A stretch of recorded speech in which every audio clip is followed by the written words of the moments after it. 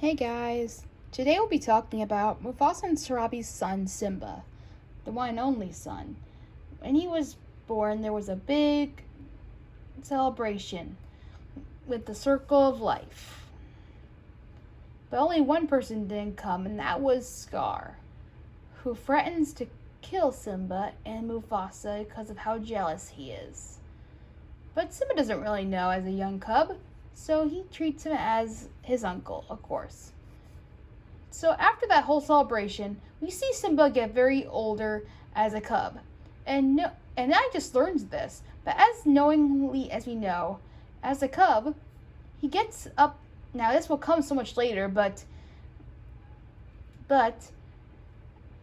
he wakes up his dad like hopping around and saying "Dad" and pulling his ear. Remember that. So as he wakes him up, Mufasa's like, "All right, I'll wake up." And his mother wakes up too. And as they're walking out, Mufasa shows him around the Pride Land, saying one day that he'll take over. Showing him the Pride Lands and everything and how to take care of it. After a warning report, a big pounce on Zazu, Mufasa gets a call about the hyenas and leaves Simba alone. Leading to Simba to see Scar. After that whole talk, he tells Simba to go to the elephant graveyard. But it's their little secret. And as he goes off, he goes to tell Nala about it, having to mothers agree to take them to play, and with Zazu watching them. And then they trick Zazu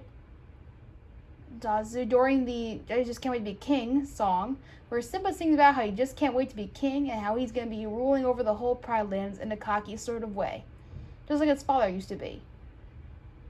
Again to the elephant graveyard, get into some trouble.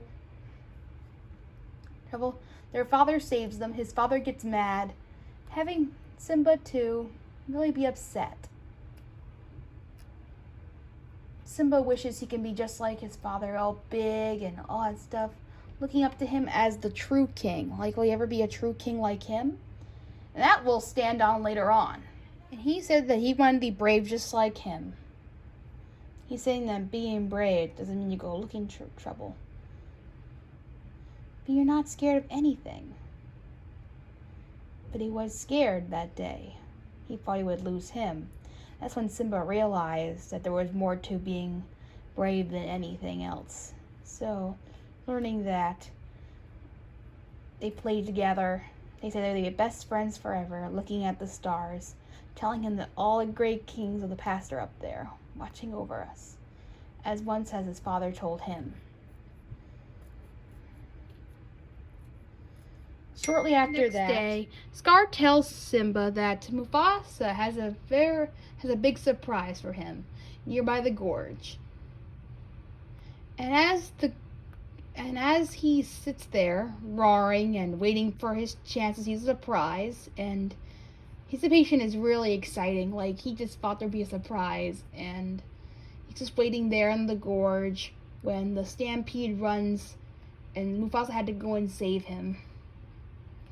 Simba, being scared of his mind, being saved by Mufasa, waiting there by the cliff, climbing up to see if he can get a little bigger, seeing his father die before his eyes. And this is the part where I told you about him waking him up.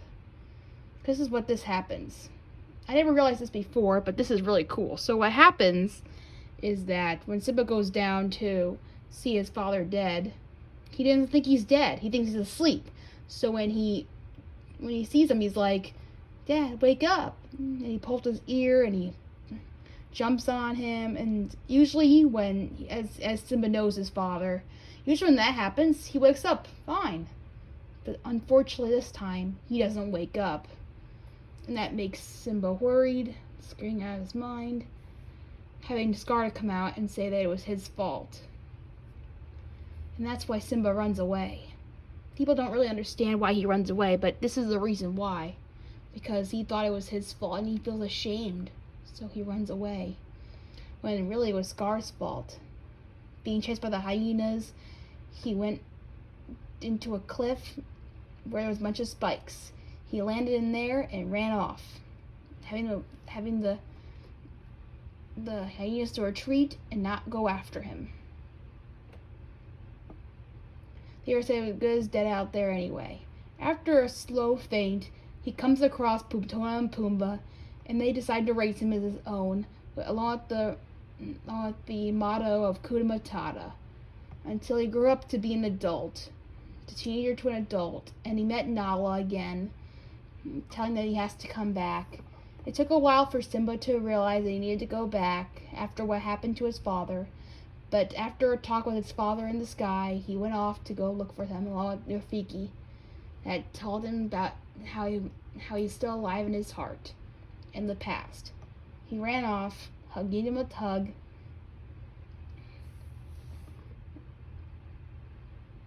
and then as he sees their destruction, he defeats Scar along with his pride.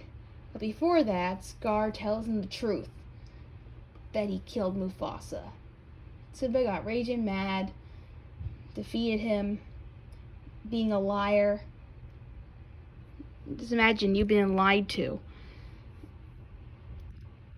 And then the hyenas eat him up after they've been betrayed by him. If you want to take a look at the lion, my Scar, you can explain in the Scar video, you can take a look at that one.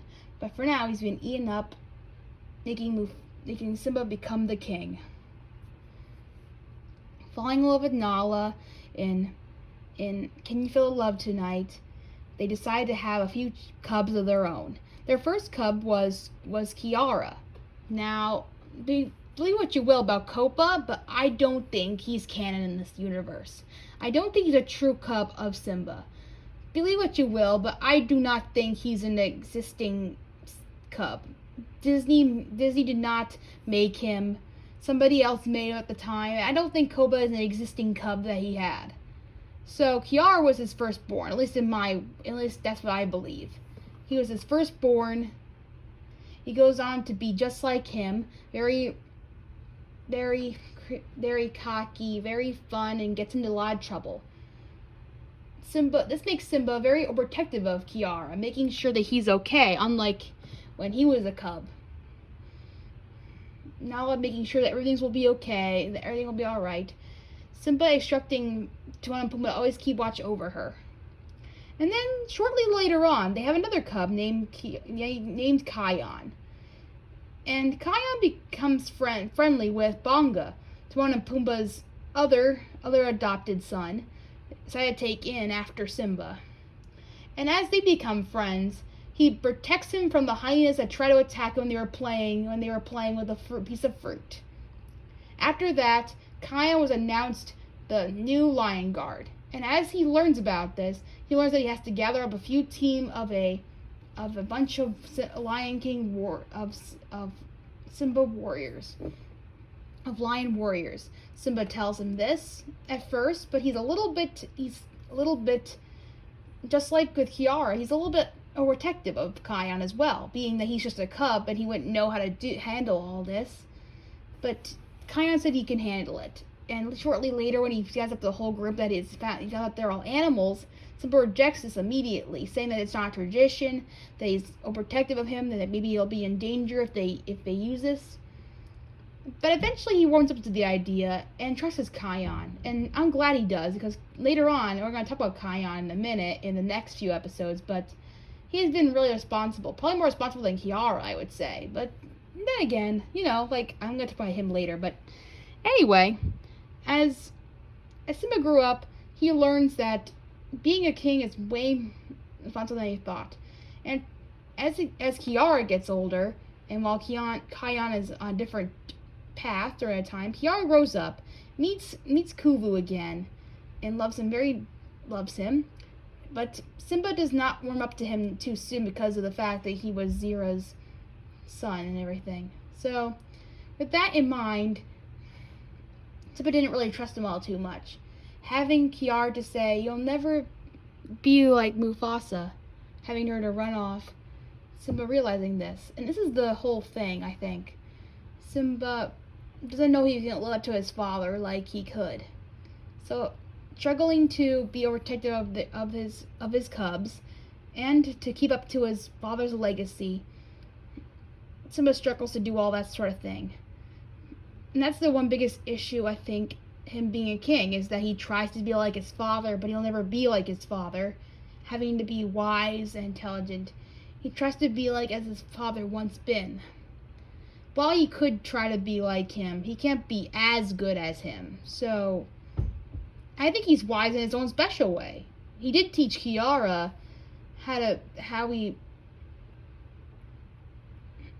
the lions all belong together, and that was Kiara's teaching. And right there, I think that's where Simba realizes that I already am wise, because I already told my daughter something special. We are all one. And that is great. And also, he also says, you'll understand someday. And that's a really great thing to say, because you're not rushing the person to understand right away. He's just saying that you'll understand when you grow up. And this is a great caution right here. Simba has become an successful king, but in his own way. The sooner he realizes that, the better he becomes as a king. And I think Mufasa knows that. Thank you for enjoying. I hope you enjoyed my Simba video on his whole story. It's a lot to cover for a character you already know, but I hope you enjoyed it, and I'll see you next time on the next Lion King Family Tree. Bye.